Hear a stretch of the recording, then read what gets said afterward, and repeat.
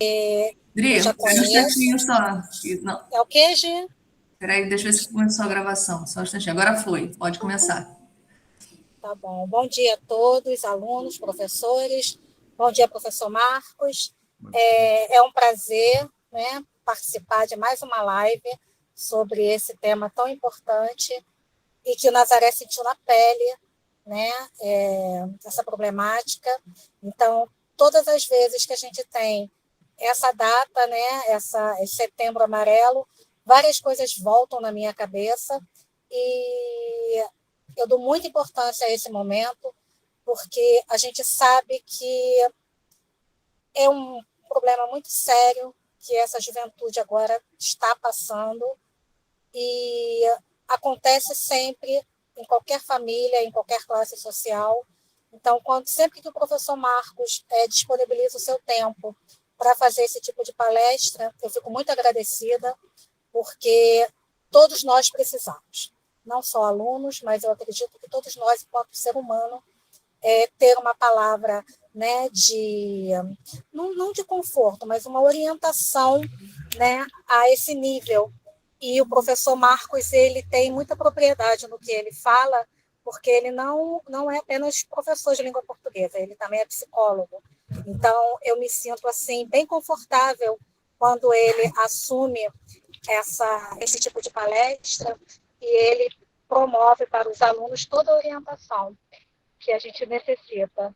Então, professor Marcos, mais uma vez eu deixo aqui o meu agradecimento.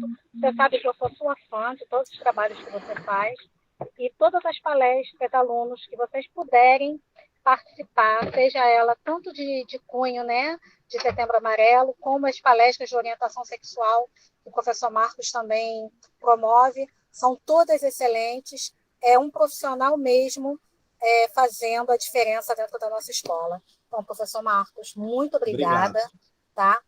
Vamos todos ter um bom momento, curtir bastante, tirar todas as nossas dúvidas e multiplicar. Não deixar somente aqui dentro dessa live. Levar para nossas famílias, para nossos amigos, uma palavra, né, de quem sabe o que está falando. Então, uma boa live para a gente, curtam bastante, tirem todas as dúvidas, coloca lá no chat, porque com certeza eu vou deixar a minha lá, como eu sempre coloco, tá? Tá bom, Mais tarde a gente volta, então, para a gente se despedir. tá Marcos, bom. palavra toda Obrigado. sua, tá? Muito obrigada. Obrigado. Nada, obrigado, Adriana. Bem, gente, bom dia. Só lembrando quem entrou um pouquinho depois, nós estamos gravando essa live, porque ela será disponibilizada depois no meu canal do YouTube, que é profissional, para a gente poder divulgar para outros alunos que não puderam assistir nesse momento. A dinâmica dessa live ela é um pouquinho diferente das anteriores. Por quê? Porque a anterior, a do ano passado, nós fizemos a partir de uma palestra pronta que eu já aplicava no próprio colégio de forma presencial. E eu pude observar dentro da própria live que os alunos tinham muitas perguntas, os professores tinham muitas perguntas, e que seria mais interessante eu montar a live em cima dessas perguntas e não trazer aquele modelo pronto de palestra.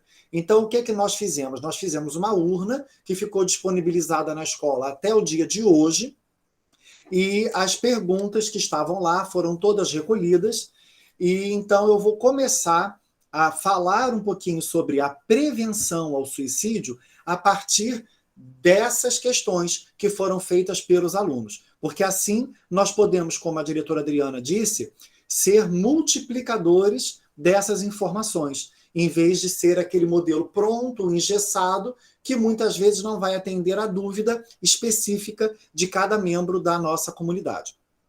Eu não poderia, nesses primeiros 2 minutos da minha fala, deixar de agradecer mais uma vez à educação pública por dar esse espaço. Né? Vocês sabem que eu trabalho em outras instituições e todas as instituições públicas em que eu dou aula, esse espaço foi aberto, porque é na escola pública que nós formamos cidadãos preparados para a vida.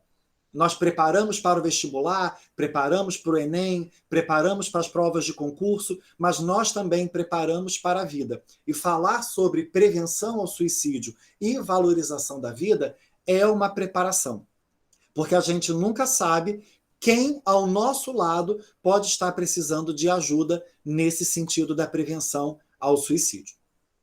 Primeiro, eu acho que é importante, antes das perguntas, eu falar sobre o que é o suicídio. Então, a gente precisa entender que o suicídio ele é uma atitude deliberada. O que é isso? O indivíduo ele sabe o que ele está fazendo, ele quer fazer aquela ação, então ele não está sendo tomado por um espírito, como muitas pessoas pensam, falta de Deus, ele não está sendo tomado por uma vontade que ele não sabe a origem de onde aquilo vem, muito pelo contrário, ele tem absoluta condição de controlar todos os eventos até o dia em que ele pensou em cometer o suicídio. Por isso que é muito comum, quando a gente fala em prevenção ao suicídio, a gente observar que em 90% dos casos de suicídio, nós poderíamos ter feito uma intervenção. Haveria uma possibilidade de se evitar que esse ato acontecesse. Então, o indivíduo que está pensando em cometer o suicídio, e aí nós vamos usar a nomenclatura ideação suicida. O indivíduo que tem essa ideação, ele tem de forma consciente, ele arquiteta o dia, a hora, o modo como ele vai praticar o suicídio. E nós, que estamos em torno desse indivíduo, temos algum tipo de responsabilidade sobre ele, porque nós temos que perceber se ele está deixando alguns indícios ou se ele, infelizmente, não deixou nenhum indício e isso dificultou um pouco uma ação preventiva. Mas, normalmente, nós não temos esse poder. Eu estou deixando já isso muito claro, já no início da palestra, dessa nossa conversa, para que a gente não pense que em 100% dos casos nós vamos conseguir fazer intervenções muito precisas. Nós não temos bola de cristal. Então, nós podemos perceber algumas situações que esse indivíduo que tem uma ideação suicida deixa, algumas pistas que ele dá, mas nós não temos como prever 100%. Mas o que nós já sabemos hoje, de forma científica, é que 90% desses casos poderiam ser evitados se algumas ações, que nós vamos conversar aqui sobre elas, fossem feitas. Outro ponto que é importante antes de eu iniciar a resposta das perguntas é falar sobre alguns mitos que envolvem a questão do suicídio. E o principal mito, que é o que eu venho tentando quebrar desde aquele episódio que a nossa diretora Adriana comentou, do episódio que aconteceu na nossa escola, o episódio de um aluno que, em desespero, acabou cometendo o suicídio dentro da nossa unidade escolar, a gente precisa entender que nós não damos conta de tudo, como eu já disse, mas existe um mito de que a escola, o jornal, a mídia não pode falar sobre suicídio, porque ao falar sobre prevenção ao suicídio, aumentaria o número de prática de suicídio. Gente, isso não tem lógica. Agora, é claro, nós estamos falando de falar sobre a prevenção ao suicídio, falar sobre questões ligadas ao suicídio de forma científica, de forma pedagógica, de forma clara, objetiva, e não falar sobre prevenção ao suicídio com viés religioso, com viés político, com viés intimista e pessoal, né? Dando opiniões pessoais. Muito pelo contrário, quando nós estamos falando de prevenção ao suicídio, a escola se coloca como o melhor lugar, porque é na escola onde se produz conhecimento, é na escola onde nós temos ciência e é na escola onde nós temos profissionais preparados para falar sobre isso. Então, esse mito precisa ser destruído da cabeça de todos nós que estamos aqui nesse momento. falar de prevenção ao suicídio, abrir um espaço para que as pessoas possam falar sobre esse tema, é tão importante que faz com que essa educação sobre a questão do suicídio diminua o número de pessoas que pensem em cometer o suicídio. Então, por favor, que esse mito já seja destruído, tá bom? Nós temos um horário automaticamente programado para essa live. Ela vai durar em torno de 50 minutos a 1 hora para que eu possa responder as perguntas que os alunos enviaram aqui no papel, lá pela urna, na escola. E caso alguém tenha alguma dúvida, pode fazer pelo chat, porque aí após esse momento, né, que eu responder às perguntas do papel, a gente vai partir para as perguntas do chat, tá bom? Então, vamos lá. Nós recebemos diversas perguntas em grupos diferenciados e eu não organizei essas perguntas de proposital forma que elas ficassem sempre dentro do mesmo tema. Eu vou respondê-las à medida que eu for puxando, porque eu acho que essa variedade de perguntas sendo colocadas de formas aleatórias é que vão garantir a nossa aprendizagem, porque não vai ficar um roteiro previamente programado. A primeira pergunta que eu estou puxando aqui agora diz assim: por que o ser humano, por natureza, tem pensamentos negativos? A gente precisa entender que nós somos seres humanos e que temos uma parte de nós que é consciente das nossas ações. É o que nós chamamos de consciência. Então, eu agora, tudo que eu estou falando está vindo da minha consciência. Eu tenho controle se eu vou fazer esse movimento com a mão ou se eu não vou movimentar a minha mão. Isso é a parte de mim que é consciente.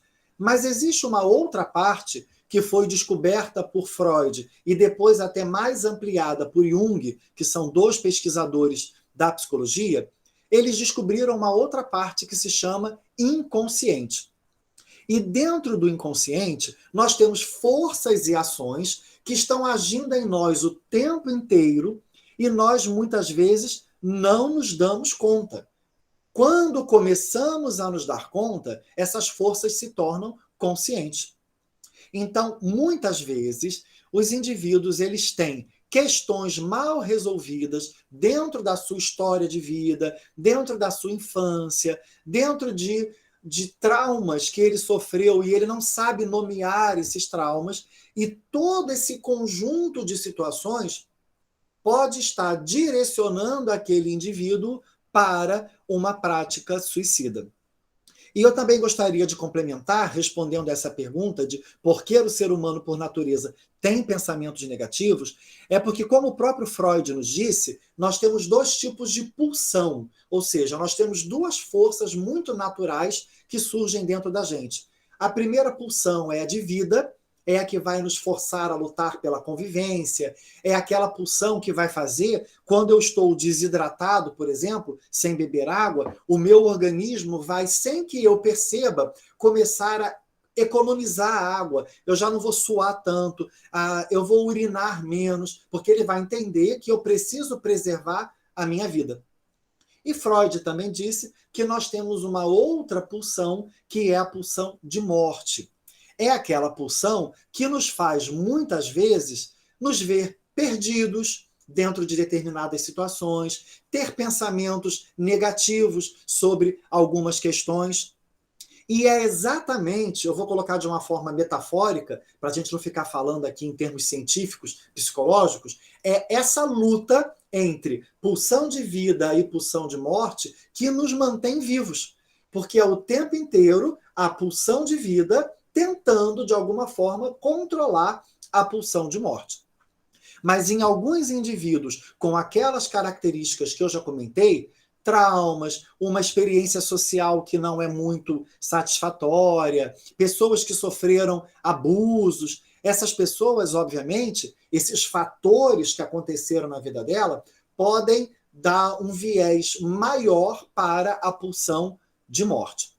Então, isso explica por que o ser humano, mesmo tendo consciência de que poderia não cometer o suicídio, ele é levado a ter certos pensamentos negativos. A próxima pergunta. O suicídio, sendo uma doença mental, ao ser tratado com remédios, não acaba criando uma dependência grave nas pessoas? Como se só pudessem ser felizes com um comprimido? Se sim, por qual motivo ainda é usado? Então vamos entender. O suicídio não é uma doença. O suicídio é uma ação que o indivíduo pensa em cometer e muitas vezes essa ação é causada previamente por uma doença psiquiátrica que existe.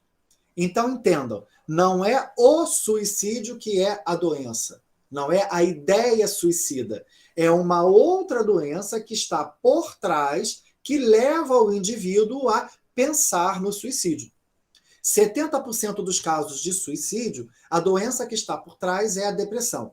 Em outros casos, a gente tem o transtorno bipolar de humor, que é aquela alteração brusca de euforia e depressão ao mesmo tempo ao longo do dia, às vezes, várias vezes ao longo do dia. Nós temos a esquizofrenia, que é o nome técnico da loucura, quando nós chamamos alguém de louco, aquela pessoa tem a esquizofrenia. E outras doenças que não são psiquiátricas, como doenças terminais, pacientes que têm algum tipo de artrite reumatoide muito grave, pessoas que têm processos de lúpus muito acelerado, esclerose múltipla, esclerose lateral amiotrófica, pessoas que estão, como eu falei, em casos vegetativos de AVC. Então, muitas vezes, essas pessoas são levadas a terem pensamentos suicidas porque elas desistem diante das condições que a vida ofereceu a elas. Depois nós vamos falar um pouquinho sobre isso. Então, respondendo à pergunta, a doença que está sendo tratada é a depressão. E nós temos uma necessidade de entender que toda doença existe tratamento para algumas, toda doença existe cura para algumas, todas as doenças podem ter episódios crônicos, que são contínuos, e episódios agudos, que surgem, são tratados e depois eles somem. Por que que com a depressão eu não posso entender isso como algo possível? Ou seja, eu ainda há pouco antes de começar essa live, eu tomei o meu comprimido da pressão, porque eu sou hipertenso. Eu sei que eu tenho que tomar remédio para hipertensão a vida toda. E talvez, à medida que a minha idade for avançando, eu vou ter que buscar outros medicamentos para complementar esses medicamentos que eu já tomo hoje para a minha hipertensão. Agora, por que que para depressão eu não posso pensar assim? Eu tenho que pensar que é um remédio que eu vou tomar por um determinado período e aquilo vai não ser mais necessário de uma hora para outra.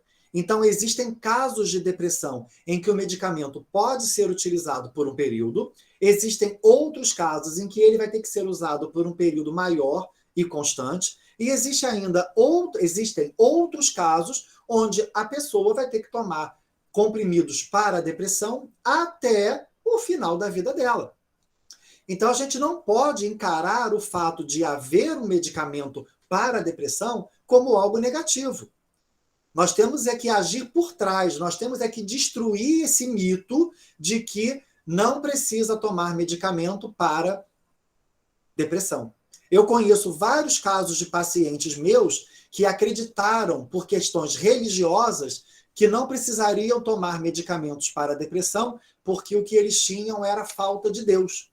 Eles buscaram a igreja, receberam o Deus que lhes foi oferecido e eles continuaram depressivos. E ao perceberem que aquela depressão não estava melhorando, retornaram para o medicamento. E aí fizeram o equilíbrio. Continuaram com Deus no seu aspecto religioso, mas não abandonaram a ciência, não abandonaram a medicação. E lembrando, como a pergunta foi feita, os antidepressivos não viciam, tá bom? Muito pelo contrário, existem até tratamentos que começam com uma dose mais elevada de antidepressivos e depois esses medicamentos vão sendo diminuídos na sua dosagem, que a pessoa vai tomar uma dosagem mínima. Então, por isso que os medicamentos são usados, porque as pessoas que possuem depressão, por exemplo, ou transtorno bipolar, são pessoas doentes que precisam de medicamento. E essas doenças, até o momento, não possuem cura. Vamos a uma outra aqui. Quando uma pessoa se autoagride, ela já está com pensamentos suicidas? Bem, é uma pergunta muito boa, uma excelente pergunta, um diferencial até essa pergunta, porque ela não foi feita em nenhuma outra live em que eu apliquei essa palestra.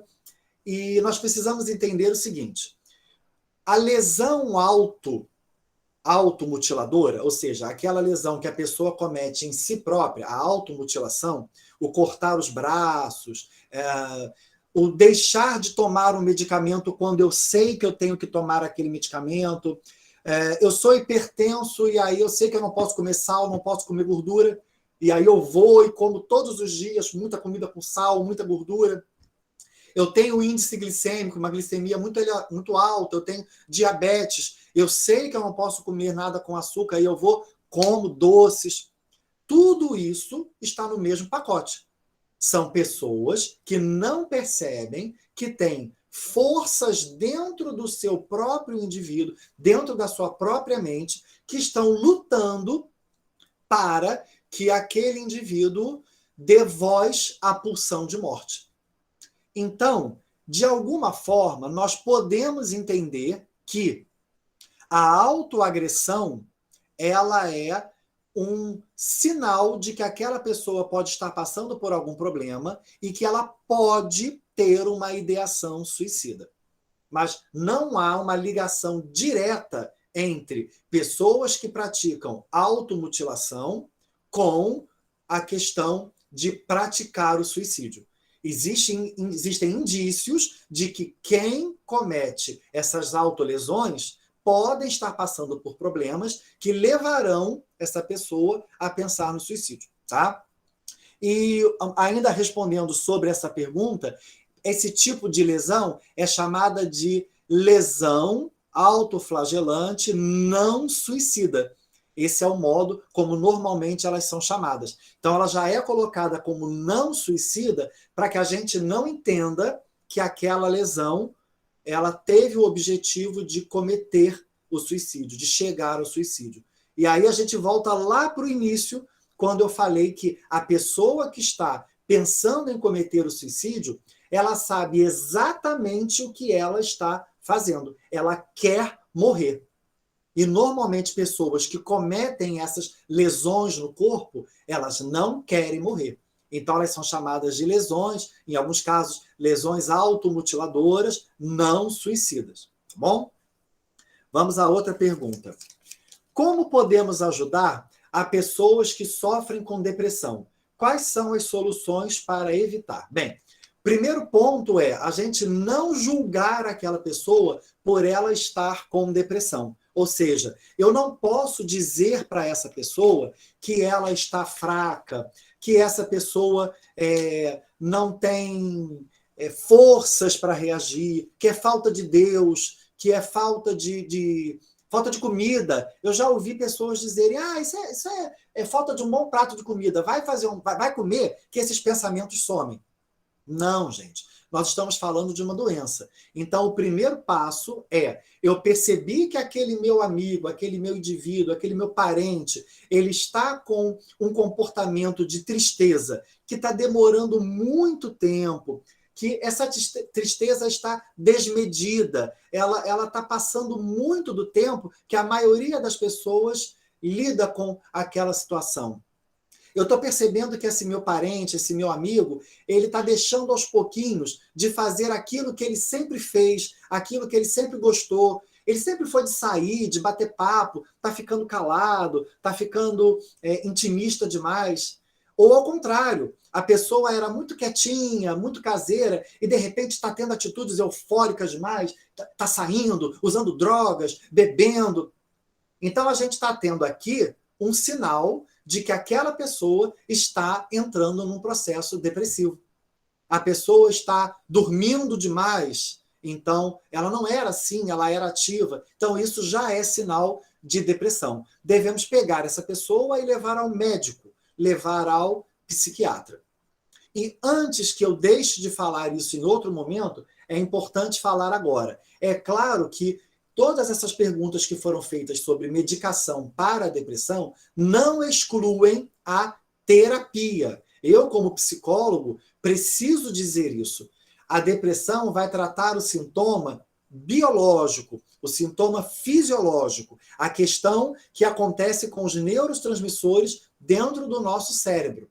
Agora, a terapia, ela vai tratar do acolhimento, ela vai tratar da psicoeducação, onde eu vou aprender quais são os fatores, quais são os elementos, quais são os traumas que podem estar envolvidos nesse processo depressivo.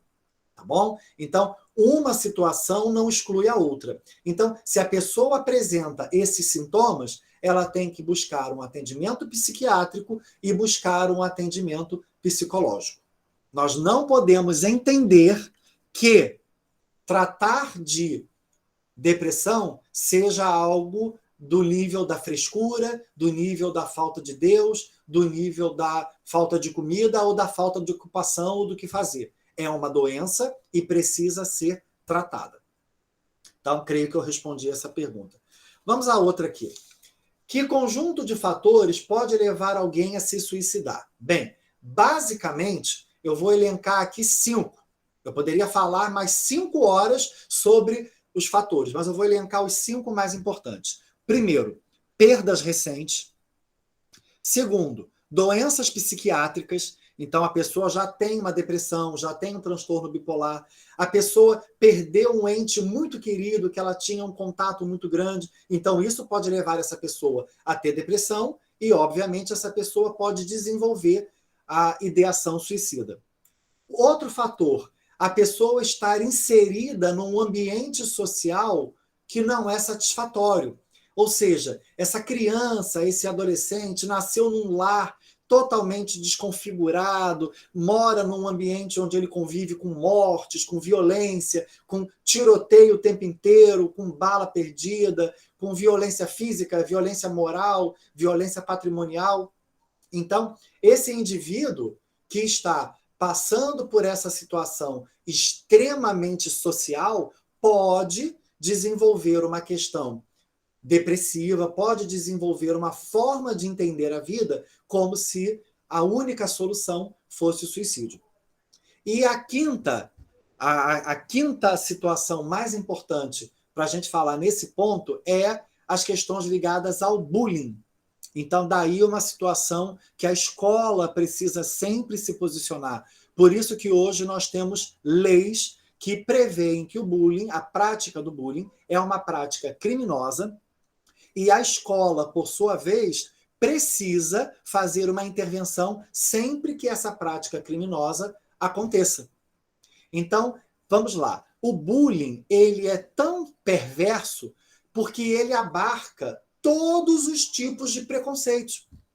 Então, em vez de eu ficar falando aqui o preconceito contra o homossexual, contra o bissexual, contra o transexual, contra o negro, contra o pobre, eu já coloco todos esses preconceitos dentro do bullying e falo uma vez só. Então, como o bullying atinge diversas pessoas de diversas condições e situações diferenciadas, ele é um dos elementos que pode, sim, levar uma pessoa a deturpar um pouco a visão dela e perceber que o suicídio seria a melhor hipótese, a melhor ação a ser feita. Tá bom? Então, esses são os fatores que, nesse primeiro momento, eu estou elencando como os 5 principais fatores que podem levar uma pessoa a cometer o suicídio. Vamos à outra aqui. Por qual motivo o suicídio é tratado como frescura e não como uma doença ou outros? A gente até já falou um pouquinho sobre isso, porque nós temos um preconceito que foi criado ao longo da história médica de entender que doenças psiquiátricas não precisam ser tratadas. E aí nós temos que remontar à Idade Média, porque as doenças que eram chamadas da alma, elas eram diretamente associadas à questão religiosa. Então, problemas que hoje nós sabemos que são da esfera psiquiátrica eram tratados na Idade Média como falta de Deus. E a nossa doutrina cristã, por mais que a igreja tenha se modificado muito ao longo dos últimos anos, a nossa doutrina cristã ela ainda é punitiva. O que isso quer dizer? é uma doutrina onde o indivíduo precisa ser punido, ter algum tipo de castração, algum tipo de restrição, para que ele reconheça que ele tem que buscar a Deus. E esse pensamento, então, levava, em vez de levar tratamento às pessoas que tinham questões, naquela época, psiquiátricas, ao tratamento, essas pessoas eram levadas para tortura. Então, você acreditava que tinha que isolar aquela pessoa, acreditava-se naquela época que tinha que dar surras para retirar os demônios que estavam no corpo daquela pessoa. Então, ao longo de toda a Idade Média, ao longo da Idade Moderna e até mesmo ao longo da Idade Contemporânea, alguns mitos ligados a esse tema continuaram, se perpetuaram. Então, nós temos uma dificuldade muito grande em perceber a doença psiquiátrica como algo que, embora não tenha um exame fisiológico, um exame de imagem que comprove a depressão está localizada nesse ponto aqui. A gente não tem isso, mas embora não tenha, é uma doença e que pode ser tratada e até, em alguns casos, curada.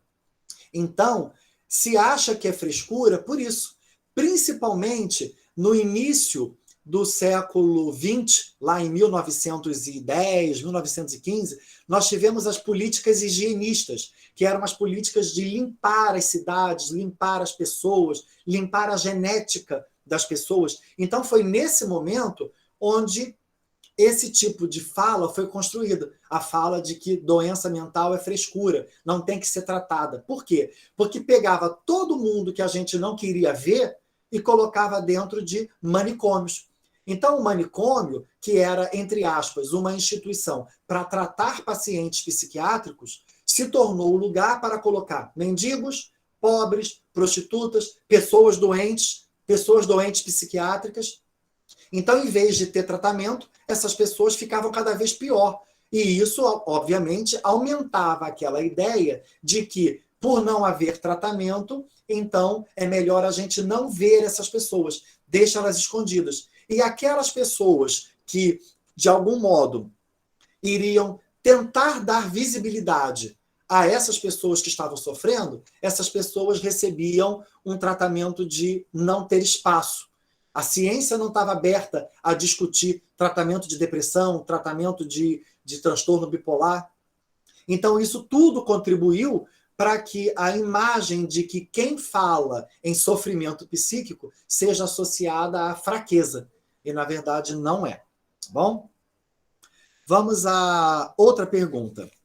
Se o suicídio não deu certo, quantas vezes mais a pessoa vai tentar? Bem, o que a ciência averigou, em termos de pesquisa, é que existe uma tendência a pessoa que cometeu o suicídio num determinado local, numa determinada situação, uma determinada condição, que ela venha a praticar novamente essa ação no mesmo local, nas mesmas condições, da mesma forma. Então, a gente precisa, sim, ficar atento, a gente precisa estar muito atento que uma pessoa que cometeu o suicídio, ou tentou, né, quando a gente fala cometer o suicídio, dá a ideia de que ele concluiu o fato. Vamos dizer assim, a pessoa que tentou o suicídio, mas não teve o óbito, nós precisamos ficar atentos no tratamento dela, porque ela pode, sim, tentar novamente. Como a pergunta foi quantas vezes, a informação objetiva que eu tenho é que normalmente são 2, porque normalmente na segunda vez ela de fato consegue concluir o ato chegando até a morte. Porque ela já teve a primeira experiência, então ela já verificou naquela experiência onde ela falhou, onde ela deu algum indício para alguém que ela estava pensando e a pessoa fez uma intervenção. Por isso que a pessoa que já teve um histórico de ideação suicida precisa estar em tratamento. Tá bom? Vamos a outra pergunta aqui. O que causa a pessoa ser suicida? Então, nós já falamos, 70% dos casos é a presença da depressão e outros 30%, pessoas que têm outros transtornos psiquiátricos ou que tenha outras questões que possam levar a pessoa a entender que a única solução que ela tem é cometer o suicídio. Então, a gente está falando aí de doenças terminais, está falando de, enfim, uma forma mais negativa de perceber as situações da vida. O indivíduo, ele não consegue entender que há uma saída. Ele está vendo como se tivesse algo tampando a sua visão. Então, o problema é real, o problema existe, só que o que ele não consegue ver é a solução possível. E aí, já estou aproveitando para falar, é onde nós entramos. Nós que estamos fazendo o acolhimento, seja o amigo, seja o psicólogo, seja o professor, nós entramos para tentar trazer àquele indivíduo uma possibilidade de retirar aquele véu que está impedindo ele de perceber a situação como algo que tem saída. Então, nós tiramos esse véu e tentamos mostrar para ele que há outras possibilidades. Tá bom? Há mais uma pergunta nesse mesmo papel.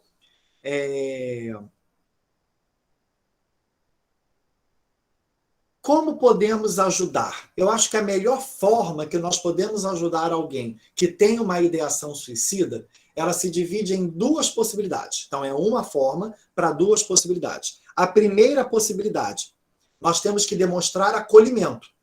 E demonstrar acolhimento é não debochar, é ouvir com plenitude, não é, fala aí que eu estou aqui fazendo negócio. Não, peraí, você demonstrou que está precisando de ajuda, então eu vou te dar um acolhimento. E esse acolhimento inclui também, não só ouvir, mas inclui também tentar se colocar no lugar da outra pessoa para tentar compreender o porquê que ela está sendo levada a pensar que o suicídio é a melhor saída. Porque se eu estiver olhando a situação com a minha forma de ver, eu não vou achar aquilo algo que mereça o suicídio.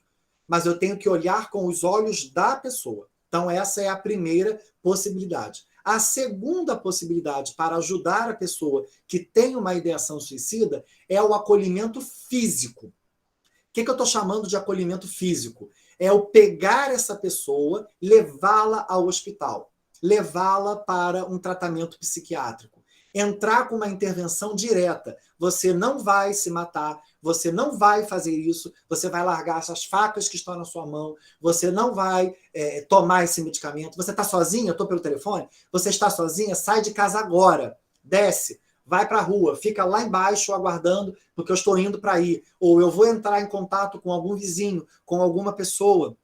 Ou seja, a gente precisa de uma ação efetiva.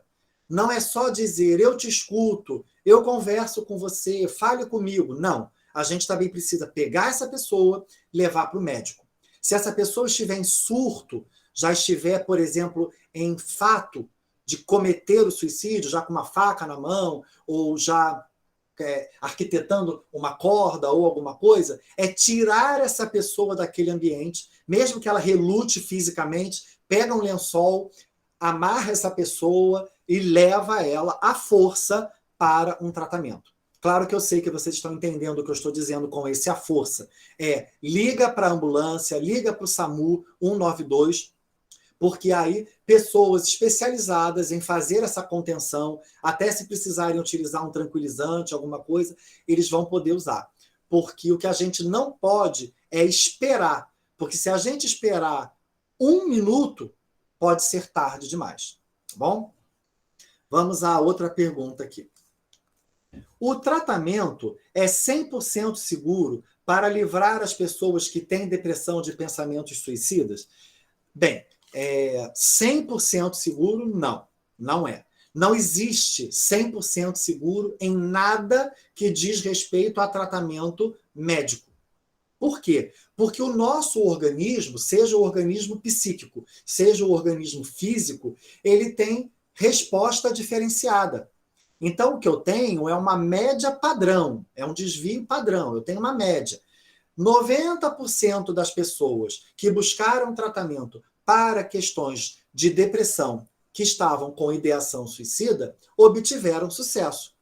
Mas eu não tenho como afirmar realmente que 100% dos casos terá o tratamento 100% livre, 100% acolhido, 100% resolvido. Não. Por isso que eu digo, a pessoa que uma vez teve ideação suicida, ela pode nunca mais ter, depois daquele tratamento que ela passou, como ela pode voltar a ter. E aí nós temos que dar atenção a todos, tá bom? Vamos aqui a outra pergunta. Qual é a causa do suicídio? Né? Nós já respondemos essa pergunta, que a causa do suicídio muitas vezes são doenças psiquiátricas ou a causa é uma forma particular do indivíduo de perceber que alguma coisa aconteceu e que ele não tem como, ele não vê possibilidade de resolver aquela situação. Vamos aqui a outra pergunta. Uma mudança brusca e negativa, ou mesmo uma depressão, pode provocar uma atitude suicida? Sim. E aí a gente precisa falar dos traumas. E todas as vezes em que eu, como psicólogo, enquanto atuação psicológica, estou falando de trauma, eu gosto sempre de dizer que o que é trauma para uma pessoa pode não ser para outra. Então eu conheço, por exemplo, pessoas que tiveram um trauma profundo porque perderam um animal de estimação, mas não tiveram trauma quando um acidente de carro, por exemplo, matou parte da família. Então, trauma tem que ser estudado, tem que ser entendido sempre na individualidade de cada ser humano, de cada pessoa. Então, é muito subjetivo. O que é trauma para um pode não ser para outro. Então, um trauma, uma mudança brusca, pode sim gerar um pensamento suicida. Por isso que a Fiocruz destacou que de março de 2020 a março de 2021, houve um aumento significativo, em torno de aproximadamente 30%, de casos de suicídio. Por quê? Porque a mudança brusca que a pandemia teve que nos forçar a fazer mexeu com o tratamento das pessoas, mexeu com a fragilidade, o psicológico das pessoas, mexeu com o modo que aquelas pessoas estavam encarando a vida.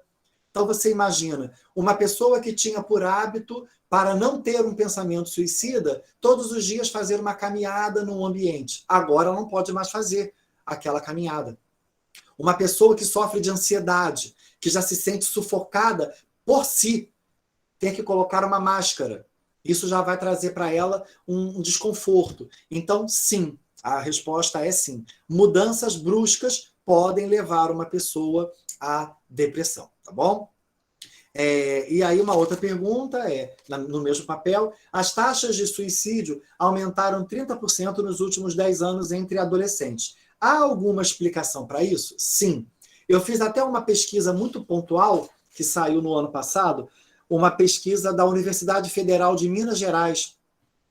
E, em paralelo, essa pesquisa ela foi estudada também pela OAB de Goiás. Então, a gente tem aí 2 momentos da pesquisa, e os juristas da OAB de Goiás, porque as pessoas que fizeram essa pesquisa são doutores em direito, eles identificaram o seguinte, que as razões que levam os adolescentes a pensar no suicídio são, primeiro, o apelo das redes sociais. Então, esse indivíduo que está em formação, porque o adolescente não está pronto, o adolescente é um indivíduo em formação.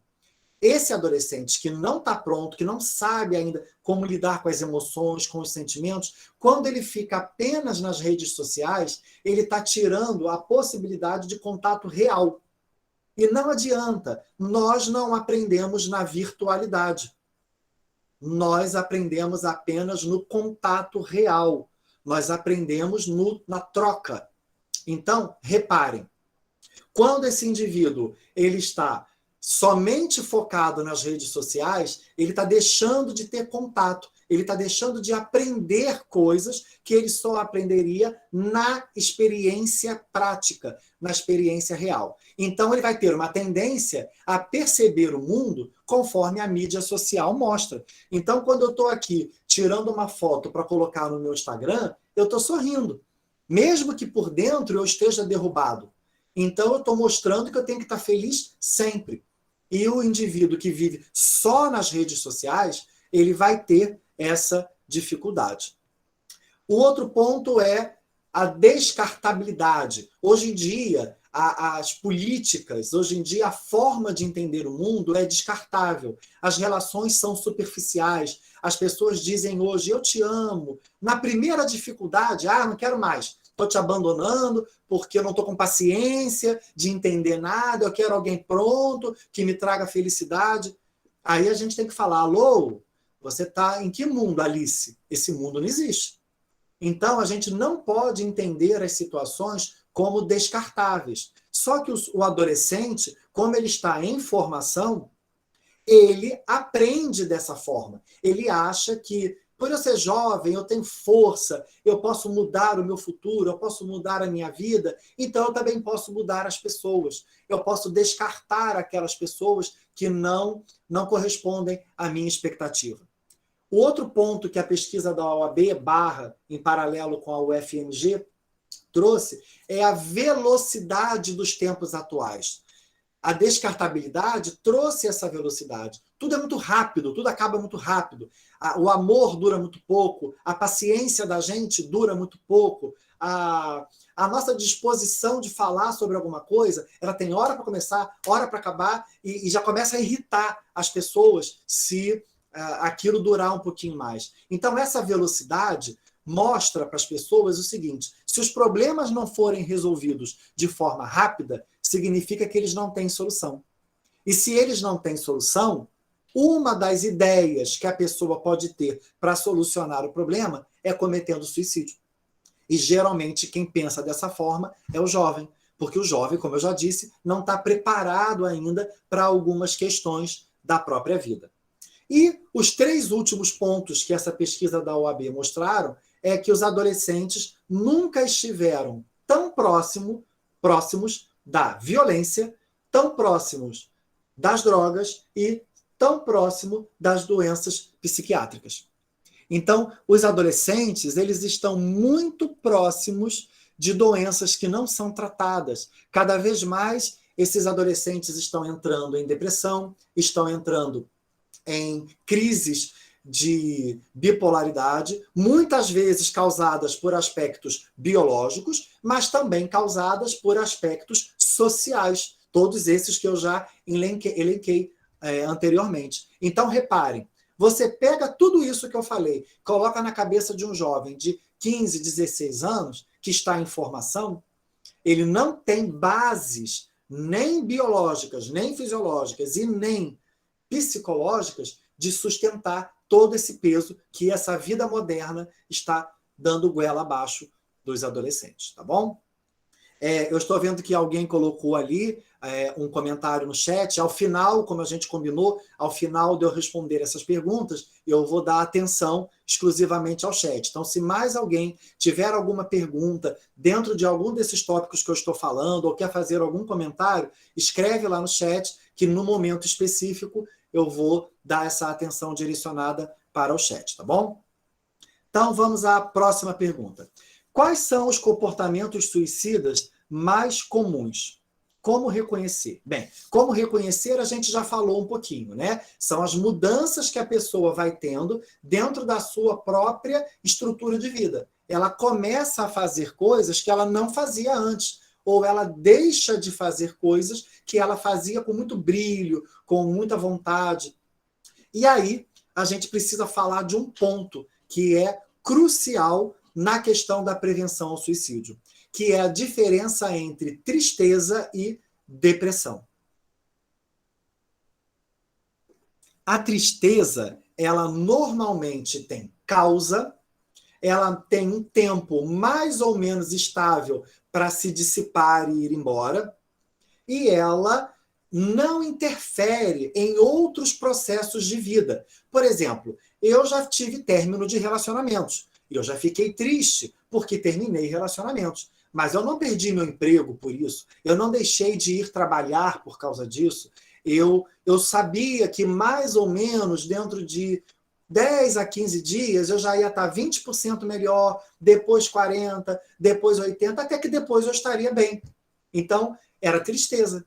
Agora, a depressão não. A depressão normalmente é uma tristeza muito grande, que tem uma causa inespecífica, então é uma causa que você não consegue pontuar, foi isso que gerou essa tristeza. É uma tristeza sem razão, sem motivo. A pessoa normalmente até comenta, quando está aqui no meu consultório, comenta assim, eu não sei quando isso começou, nem por quê, mas eu sei que existe. É aquele momento em que a pessoa se dá conta que é uma tristeza muito exagerada. Logo, não é apenas tristeza, é depressão.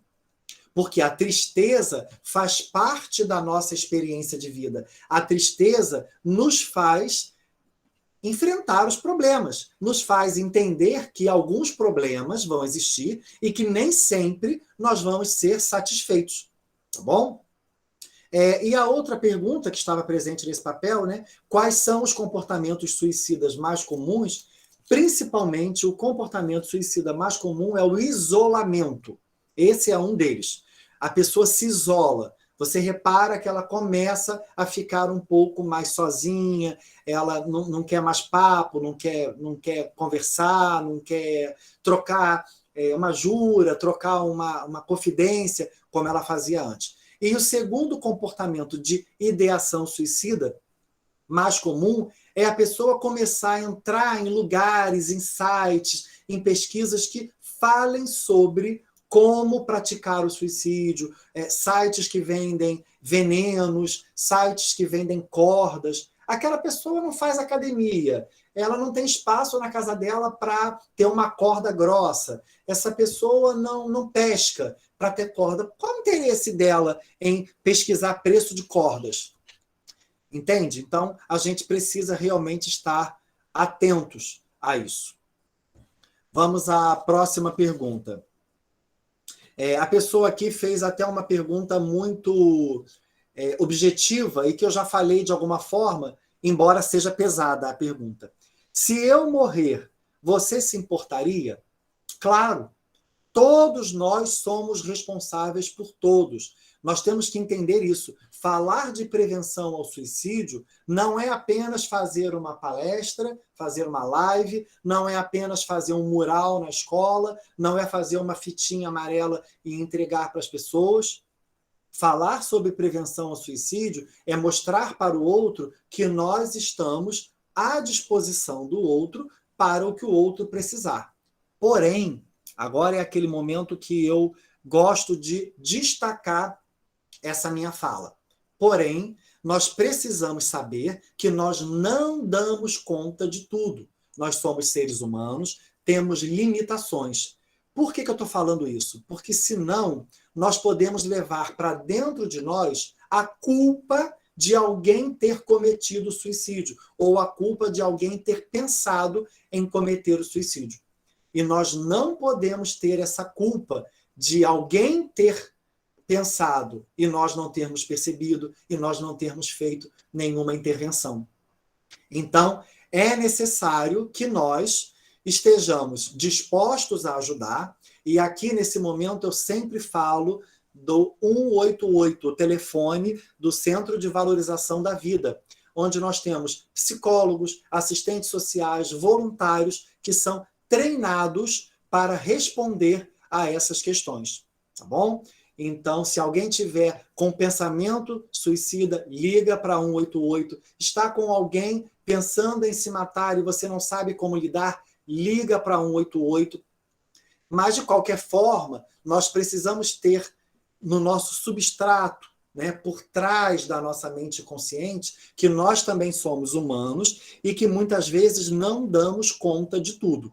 Por isso que quando a colega perguntou, né, ou o colega, não sei, perguntou se 100% dos casos de depressão serão tratados, não.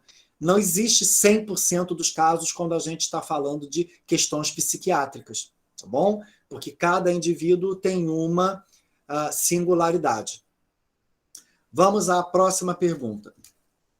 De onde surge coragem para tirar a própria vida? Bem, essa coragem ela está presente em nós em outros momentos da nossa vida. Então, é muito importante a gente entender que a questão do suicídio, da ideação suicida, não é falta nem excesso de coragem. A coragem existe.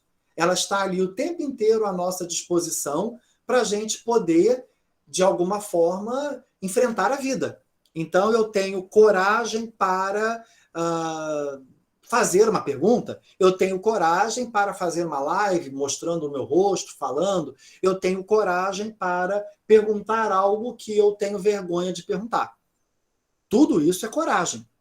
Agora, a coragem para terminar com a própria vida, ela vem lá daquilo que eu expliquei no início. Ela vem da função da pulsão de morte, que é algo que nos toma de uma tal forma e nos tira um pouco da percepção real das coisas. Vem do nosso inconsciente, que são os traumas, são aquelas questões que estão escondidas, que nós não queremos ver, às vezes, e essas questões elas vêm com tanta força que elas nos fazem ficar um pouco cegos. E essa coragem também vem de uma inabilidade de saber como lidar com as questões da vida. E aí, já nessa pergunta desse aluno ou dessa aluna, eu não sei, eu já vou falar sobre, então, qual seria o contraponto dessa coragem? Ou seja, se a pessoa tem coragem para se matar, qual seria, então, a alternativa para que essa coragem não levasse ela a se matar? Seria a resiliência. Eu acho que essa é a palavra que precisa ficar hoje para todos vocês que estão assistindo a essa live. A resiliência, ela trabalha com o seguinte paradigma: eu tenho possibilidades de resolver questões que muitas vezes aparecem para mim como limites, aparecem como situações limitadas, que não têm alternativa, porém, eu sei que eu posso encontrar uma saída. Eu sei que eu posso tentar reorganizar os fatores que geram essa questão para que eu encontre uma solução. Então, a resiliência, basicamente falando, grosso modo, eu tenho um problema e tenho algumas condições para lidar com esse problema. Quais serão as melhores condições? O que eu vou ter que abrir mão para que eu tenha mais energia, mais força para lidar com esse problema daqui? Isso vale para tudo. Isso vale para, desde eu tenho que trabalhar e tenho que estudar. Então, o que eu vou fazer? Eu arrumei um trabalho à noite? Então, se eu arrumei um trabalho à noite, eu tenho que estudar de manhã. Se eu arrumei um trabalho de manhã, eu tenho que estudar à tarde ou à noite, e por aí vai. Agora, e quando eu arrumei um trabalho que vai pegar o dia inteiro? A princípio, eu vou dizer, eu não vou estudar? Não.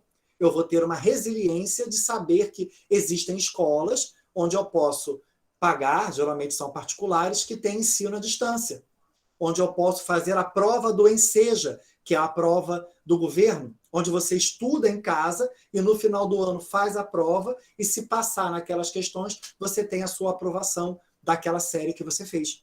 Então, reparem, a resiliência serve para esses casos mais simples, mas ela também serve para situações que aparecem para a gente como situações limítrofes, como situações de limite.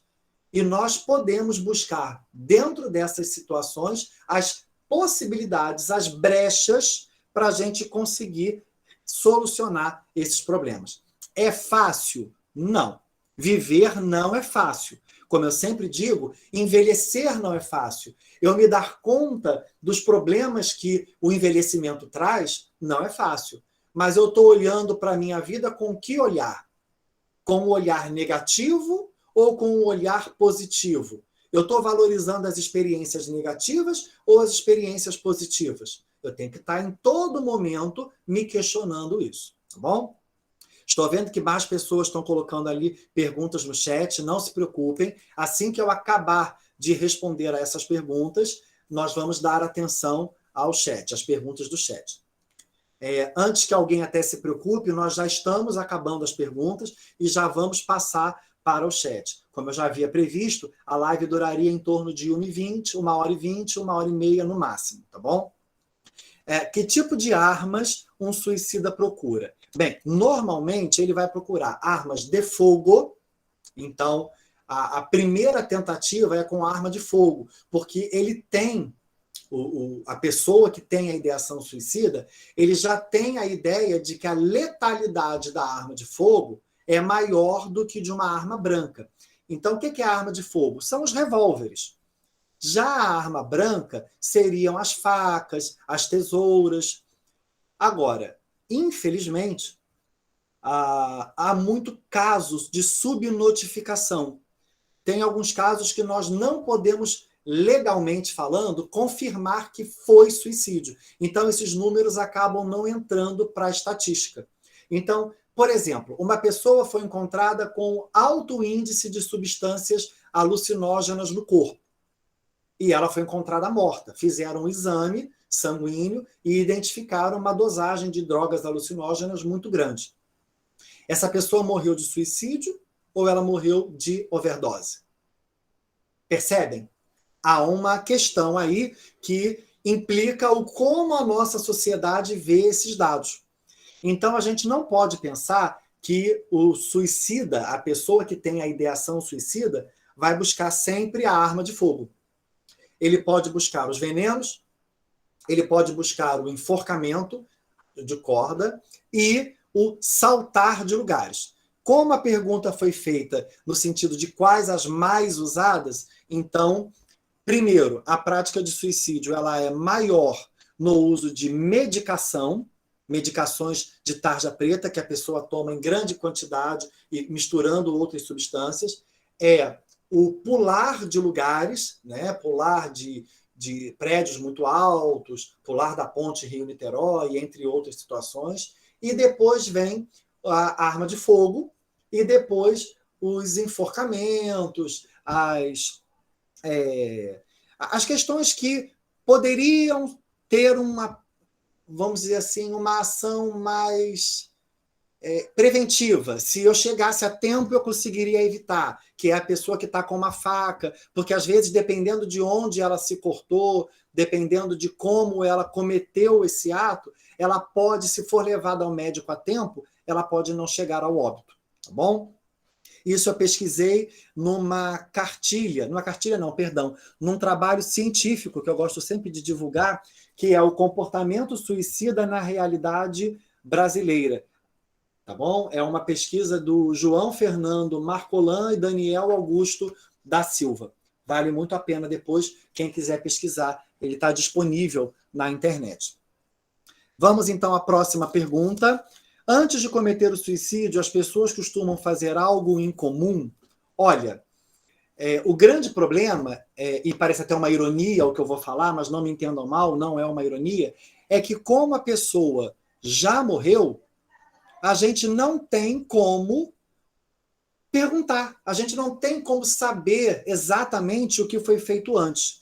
Mas aqueles que fazem alguma coisa, o que eles fazem é normalmente deixar uma carta, é deixar um aviso, um bilhete, informando de por que fizeram aquele ato, de por que cometeram aquela condição, aquela ideação, tiveram aquela ideação e chegaram de fato ao suicídio. E antes disso, é aquilo que eu já falei. A pessoa vai começar a entrar em sites, vai começar a pesquisar, vai entrar em grupos de como se matar, porque, infelizmente, a mídia, as redes sociais, têm espaço para tudo. Tem muita coisa boa que acontece através das redes sociais, mas também tem muita coisa ruim. Então, tem também aí muito grupo que ensina a como se mutilar, a como provocar uma questão de suicídio. Basta vocês lembrarem aquela história de uns 3 anos atrás, 2017, da baleia azul, que vários jovens começaram a cometer suicídio estimulados por uma mídia social, por um grupo de criminosos que se disfarçavam de adolescentes e iam criando competições, iam criando propostas que aquela pessoa tinha que ir cumprindo, e caso ela não conseguisse cumprir, ela seria estimulada a acabar com a própria vida. Nesse ponto, quando eu falo isso, eu gosto sempre de trazer uma outra questão, que é a questão religiosa. Algumas pessoas são levadas a cometer o suicídio Porque algumas religiões, principalmente algumas lá do Oriente Médio, dizem que se em nome do seu país, em nome da política do seu país, você cometer o suicídio, você receberá brindes na outra vida, receberá prêmios. E isso, então, acaba estimulando algumas pessoas, por exemplo, a se tornarem homens-bomba.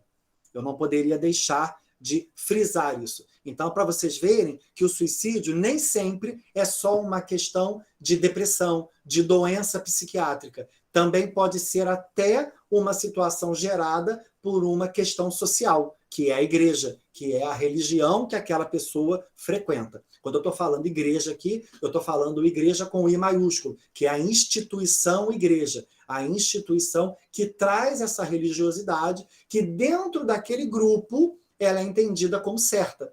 Então, para aquele grupo, uma pessoa se tornar um homem-bomba e se matar não é um problema. Tá bom?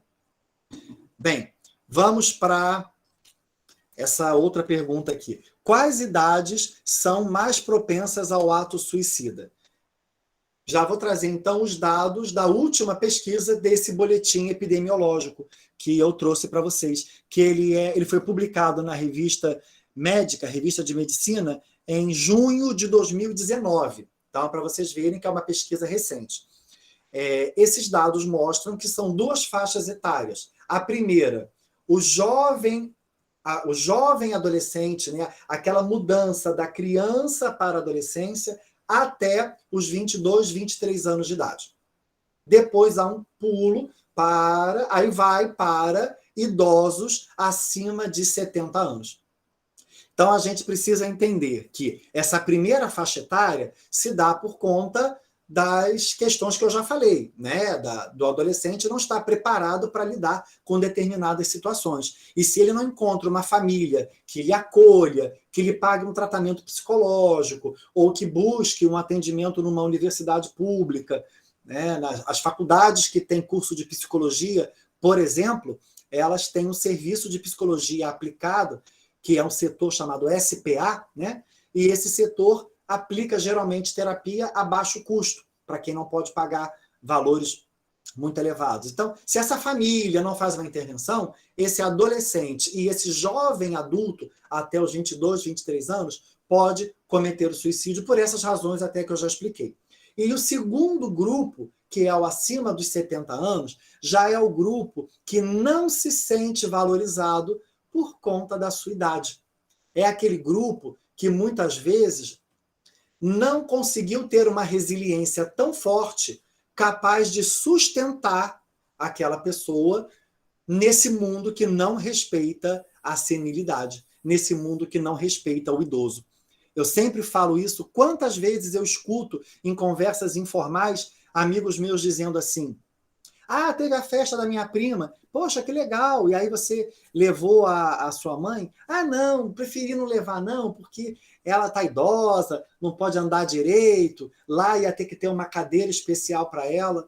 Gente, a gente não pode excluir o indivíduo idoso das confraternizações, das festas. Pode ser um pouquinho mais difícil, pode exigir um pouco mais de cuidado, pode. Mas se a gente quiser, a gente consegue incluir essa pessoa. A gente teve um exemplo muito emblemático no ano passado, durante a própria pandemia, que foi aquele ator da Globo, o Flávio Migliaccio, que cometeu suicídio, e ele deixou uma anotação dizendo que estaria fazendo aquilo porque ele não se sentia respeitado no Brasil que ele vive. Então, reparem a dor que pode ser para uma pessoa que já se aposentou, que muitas vezes, pela idade, já perdeu amigos, já perdeu pessoas próximas. E se nós, que estamos numa outra condição psicológica, numa outra condição de idade, não trouxermos essas pessoas para o nosso convívio, elas vão, obviamente, ficar cada vez mais isoladas e esse sentimento de eu não sirvo mais para nada pode aumentar.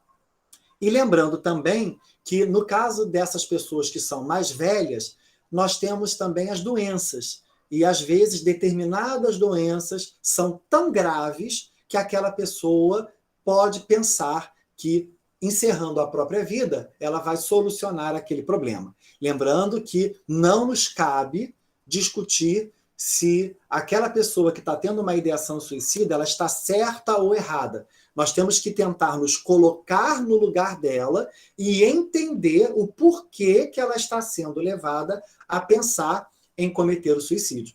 É aí que a gente consegue fazer uma intervenção verdadeira, uma intervenção efetiva. Porque se eu chego e começo a criticar o comportamento daquela pessoa, eu não estou ajudando. Eu estou até atrapalhando, porque eu estou criando uma ansiedade maior naquela pessoa e estou confirmando para ela que ela não tem condições de enfrentar aquele problema. Tá bom? Vamos a uma outra pergunta. Por que militares se suicidam? Mais uma pergunta. Eu tenho uma ligeira impressão que a pessoa que fez essa pergunta foi a mesma que fez essas outras perguntas, porque o papelzinho está cortado do mesmo jeito e a escrita está igual. Claro que eu queria agradecer a todos os alunos que fizeram perguntas, mas em especial a esse aluno ou a essa aluna, porque enriqueceu bastante a nossa live com todas essas perguntas. E eu digo que eu nunca tinha sido perguntado isso em lives nenhumas anteriores que eu tenha feito, né? De por que militares se suicidam, por que aumentou demais o número de policiais se matando. E aí, obviamente, eu fui aos sites de busca científica, fui ao Cielo, busquei pesquisas em instituições que trabalham com essa questão e descobri uma pesquisa da UERJ, feita em 2016, que avaliou, um recorte, claro, avaliou os policiais militares do Rio de Janeiro. Por que o número de suicídio aumentou tanto entre policiais do Rio de Janeiro? E é claro que aí a pesquisa faz uma ressalva que isso poderia ser estendido para todos os militares de qualquer designação. Mas é claro que aquele grupo que está diretamente ligado à questão de violência vai ter um índice maior de prática de suicídio. E o que essa pesquisa da UERJ nos trouxe? Trouxe o seguinte: são 3 fatores que podem, em suma, em resumo, levar um policial a cometer o suicídio. O primeiro, a rotina violenta de trabalho. E quando eu estou dizendo rotina violenta, eu não estou falando apenas de policiais que trabalham em combate. Eu estou falando daquele modo de agir que o mundo militar tem. Falar gritando, falar dando ordem, não querer ouvir a pessoa, silenciar a pessoa, você não tem direito à fala. Então, esse modo muito quartel, muito militar de lidar, acaba não gerando espaço para que os policiais possam falar sobre as suas angústias, não abre espaço para que eles possam falar dos seus pensamentos, inclusive das suas ideações suicidas. Tá bom? O outro ponto é a falta de ascensão na carreira. Geralmente, os militares, eles não veem muita perspectiva de vida. Eles entram, perspectiva de vida profissional, eles entram numa determinada patente, numa determinada função, e ficam muito tempo naquela patente, naquela função, e isso, obviamente, traz uma estagnação profissional. Então, o cara já está num ambiente violento, ou a cara, pode ser uma mulher, já está num ambiente violento e ainda não tem uma ascensão, uma possibilidade de sair daquele trabalho que ele já contribuiu e ir para num outro posto, isso pode aumentar as chances dele pensar em suicídio. E a terceira razão dessa pesquisa da UERJ de 2016 é a desvalorização social. Os militares, eles encontram na nossa sociedade 2 visões muito opostas e muito, como a gente fala hoje em dia, polarizadas. 2 visões polarizadas. Ou os militares vão ser muito elogiados como alguém que faz alguma coisa, que cuida, alguém que faz ação em países pobres, alguém que faz intervenções de capina, limpeza, de melhorar o bairro, melhorar o ambiente de uma determinada região. Mas, por outro lado, nós também temos uma visão de que militar não presta, de que só entra para as Forças Armadas ou para o militarismo quem pensa em matar todo mundo, são matadores em série, são milicianos. A gente não pode misturar as coisas. em qualquer profissão, em qualquer ambiente de trabalho, em qualquer lugar que nós tenhamos pessoas, nós vamos ter pessoas que fazem o trabalho de uma forma bem feita e vamos ter pessoas que fazem o trabalho de uma forma mal feita. Então, a gente não pode colocar todo mundo no mesmo balaio. Então, esses 3 fatores levaram até, a partir dessa pesquisa da UERJ, as instituições policiais mudarem um pouco a sua forma de lidar. Então, eles abriram alguns canais dentro da própria Polícia Militar, e esses canais depois foram abertos em outras instituições militares, para que essas pessoas que se sentiam caladas, sem espaço, pudessem falar sobre as suas questões que estavam ali latentes, os seus traumas, as suas indignações com a própria carreira, para que essas pessoas pudessem diminuir um pouco esse nível de ansiedade e, com isso, diminuir outros sintomas que poderiam levar à prática do suicídio. Tá bom? Nós tivemos ainda 2 outras perguntas que colaboram com aquela que já foi respondida, que é, né? Se eu morrer, você se importaria? São perguntas do tipo, se eu quiser morrer, você pode me ajudar? E a outra é, por que o suicídio? Então, eu deixei para responder essas 2 no final, porque elas falam assim, por que o suicídio? Porque a pessoa que está entendendo que ela só tem como saída a prática suicida, ela não está conseguindo perceber de forma exata o problema que ela tem. Ela está percebendo esse problema com desamparo, com desespero e com desesperança. Ela está no meio de muita gente e se sente sozinha, desamparada. Ela está em desespero, ela não vê mais saída.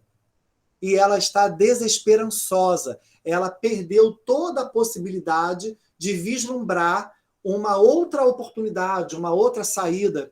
Então, minha gente, se vocês encontrarem pessoas com esses 3 Ds que eu acabei de falar agora, fiquem atentos, porque essas pessoas podem já estar num processo depressivo que pode levá-la a cometer, ou levar essas pessoas a cometer o suicídio. E então, quando alguém diz, quero morrer, me ajude, o que fazer? Fale sobre o que está te incomodando. Coloque pontos finais. Nós temos um hábito de, na nossa vida, colocarmos sempre reticências. Vamos começar a colocar pontos finais nos problemas. Eu resolvo um problema, depois eu resolvo outro, depois o outro. Esse eu não tenho condições de resolver agora? Olha a resiliência. Eu coloco ele em suspenso. Vamos resolver esses outros, depois eu volto para esse aqui. Então, e se você está assistindo essa live e você fez essa pergunta, ligue para 188. Fale com a CVV. Acesse cvv.org.br. É importante você ter espaço para falar sobre isso. Porque, como eu já falei aqui, vou repetir, 90% dos casos de prática de suicídio poderiam ter sido evitados se algum trabalho preventivo fosse feito antes. Se alguma intervenção fosse feita antes. Tá bom? Então, agora eu vou ler aqui as mensagens que foram colocadas no chat. Eu tenho aqui a participação da Paula, que diz, até nas minhas aulas, a nossa professora, a nossa amiga, conversei com os alunos sobre os 5 minutos que doamos para ouvir alguém que observamos que se calou, ou até mesmo aquele que fica no seu canto, sem mostrar felicidade. Que todo mês devemos ficar atentos, sim, mas que setembro é o mês de destaque. Perfeito. Porque setembro foi o mês em que o Mike M., que era um homem, um jovem americano, cometeu o suicídio dentro do seu carro, e esse carro era um carro amarelo.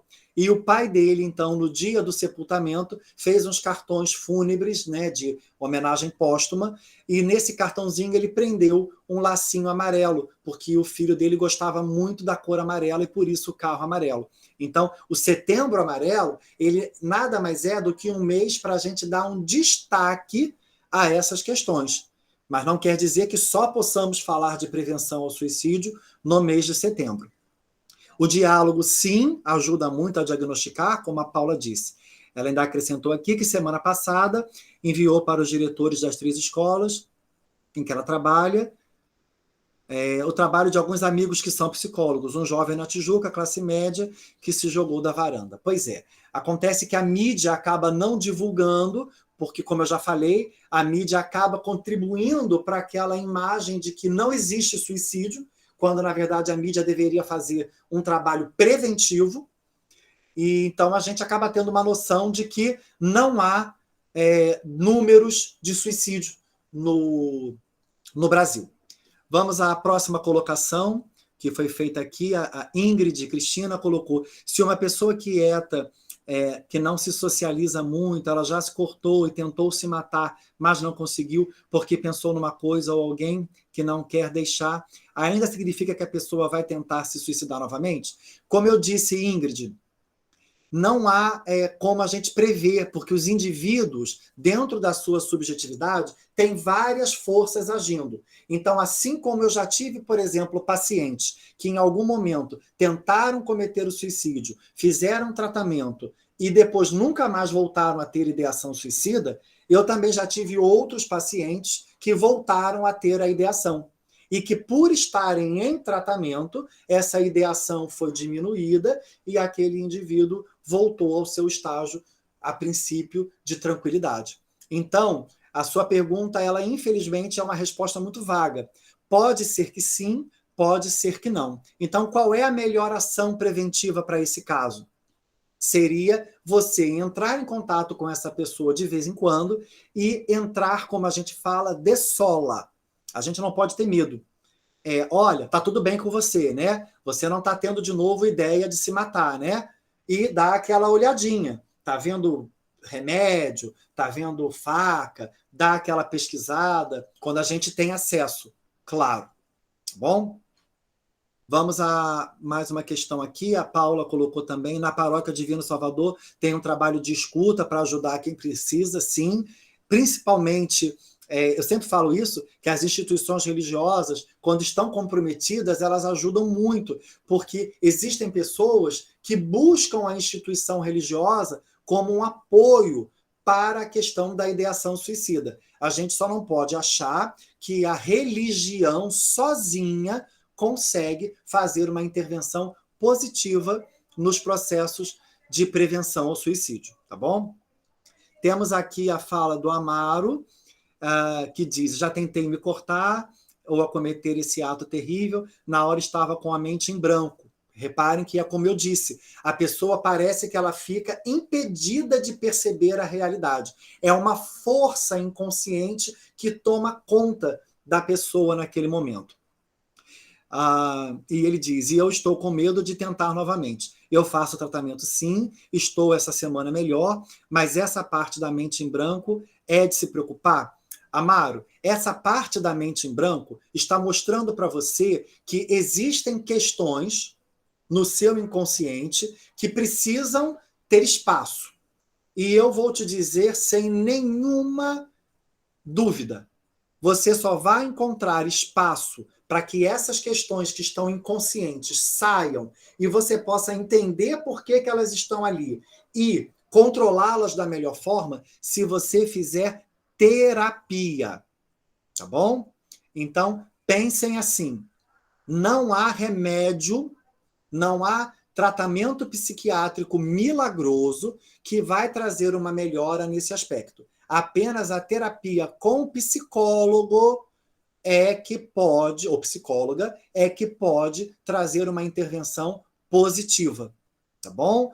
Não vamos acreditar que a igreja sozinha vai trazer, que o psiquiatra sozinho vai trazer, não. A terapia é que vai ajudar você a lidar com essa sensação de mente em branco. Bem, tivemos aqui também a participação da nossa diretora regional, né, a Maria Estela Ribeiro, deixou aqui: bom dia, queridos, passei para deixar o meu carinho. Marcos, gratidão sempre. Obrigado mais uma vez, Estela. A Gisele agradeceu a presença. E finalizando aqui, nós temos a professora Paula, que mais uma vez colocou: professor e profissional da área, e fala bem clara, gostei. Obrigado, Paula, era um elogio para mim. Muito obrigado, tá? Então, meus queridos, eu começo já aqui a dizer para vocês que eu me sinto muito feliz de ter podido distribuir um pouquinho esse conhecimento que eu tenho, lembrando que essa live ela é voluntária, ela é pelo meu comprometimento que eu tenho com a psicologia e com a educação, com a escola. Eu apliquei essa live em outras escolas da rede pública estadual, da rede pública municipal, fui convidado. Eu acho que é importante, e também é importante eu dizer que vocês são sementes para que todo esse conhecimento que eu trouxe aqui seja divulgado. Nós já estamos com uma previsão para o ano que vem de nos organizarmos. E dentro do ano letivo, porque nós estamos no meio de uma pandemia ainda, então a gente não sabe como esse ano letivo vai se comportar em 2022, então a gente vai tentar estabelecer alguns temas que nós vamos trabalhar ao longo do ano, para que a gente acabe não falando de depressão, transtorno bipolar, traumas, tudo junto dentro da prevenção ao suicídio. Aí a gente pode escolher um mês para falar sobre a depressão, o outro mês para falar sobre a questão da diversidade sexual e orientação sexual, que é uma outra frente que eu trabalho, a questão da prevenção ao suicídio, e outros palestrantes, outros professores, porque existe muita gente aí que está disponível para mostrar e trazer o seu conhecimento. E eu gostaria de finalizar a minha fala, não só agradecendo, mas também dizendo que é sim importante fazermos campanhas de prevenção e que também é importante que a escola fale da prevenção ao suicídio. Porque o que a gente tem visto por aí é muita gente que não está preparada, em ambientes que não são científicos, divulgando muitas informações que, em vez de ajudar, irão, em alguns casos, prejudicar. Então, a escola quando eu digo escola, é a instituição escola, não é a escola em que eu trabalho, é a instituição escola, ela ainda é o melhor lugar para que nós possamos discutir ciência. E falar de prevenção ao suicídio é falar de amor, é falar de carinho, é falar de acolhimento, mas também é falar de ciência, de o quanto que o conhecimento científico, seja o conhecimento da medicina, dos assistentes sociais, da enfermagem, da psicologia, do magistério, todos esses conhecimentos juntos podem formar uma sociedade melhor, uma sociedade livre de tantas pressões que geram na pessoa situações tão desconfortáveis que elas possam pensar no suicídio. Tá bom? Então, fica aqui o meu muito obrigado. Passo aqui a palavra para a Gisele ou para a nossa diretora, Adriana, para que elas possam fazer o fechamento dentro desse momento que nós estamos vivendo, e lembrando que toda essa live foi gravada e depois ela vai ser disponibilizada nos meus canais, tá bom? A Gabriela, rapidamente, Gisele, a Gabriela colocou ali uma informação, eu estava com a ideia de ter um lugar de atendimento psicológico dentro da escola. Então, Gabriela, a gente pode conversar isso depois, porque existem algumas limitações legais, de lei.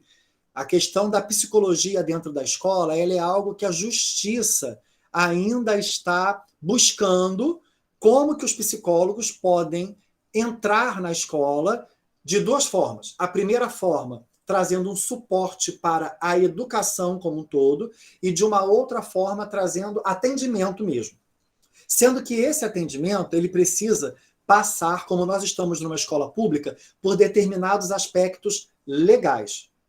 E aí a gente precisa que a Secretaria do Estado de Educação do Rio de Janeiro coloque à frente esse projeto que já vem sendo aí levantado há quase uns 10 anos, que é a atuação dos assistentes sociais e dos psicólogos nas escolas. Mas pegando o gancho do que você disse, eu acredito que a gente poderia fazer não um atendimento psicológico, porque isso seria muito subjetivo dentro de um ambiente onde nós temos 5.000, 3.000 alunos. Mas nós poderíamos fazer canto, né, como você falou, um local temático para que as pessoas pudessem falar sobre essas questões e, a partir dessa fala, a escola encaminhar os casos para o NAPS, que é o Núcleo de Atendimento Psicossocial. Esse é o papel da escola hoje.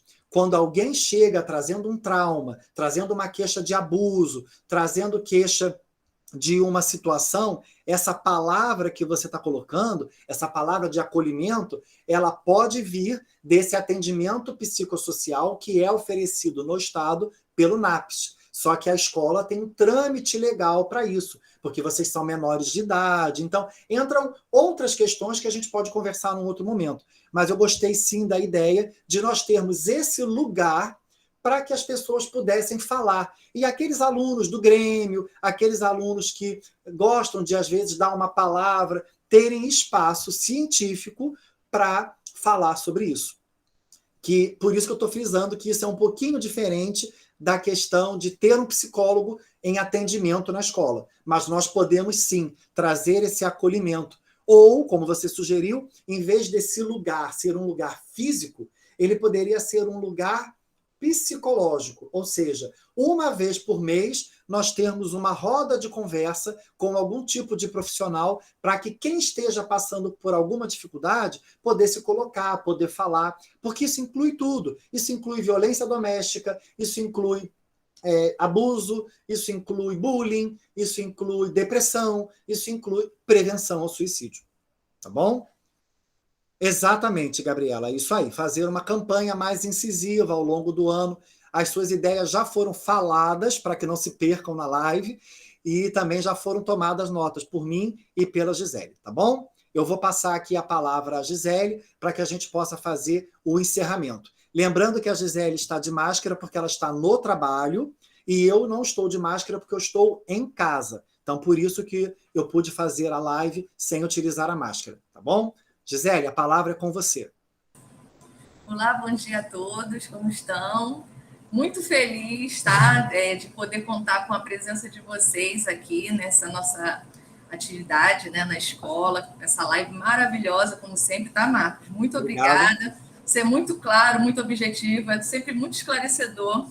Eu gostei muito da questão da dinâmica por conta das perguntas que foram feitas pelo nosso alunado. Isso é muito importante, porque a gente tem uma visão, uma perspectiva, né?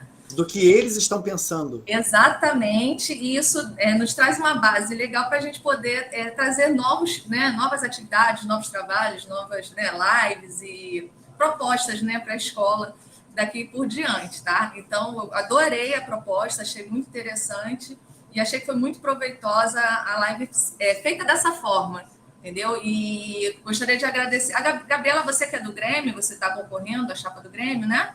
A Gabriela já está concorrendo à chapa do Grêmio, vai ter eleição na próxima semana. Então, depois a gente conversa, tá, Gabriela?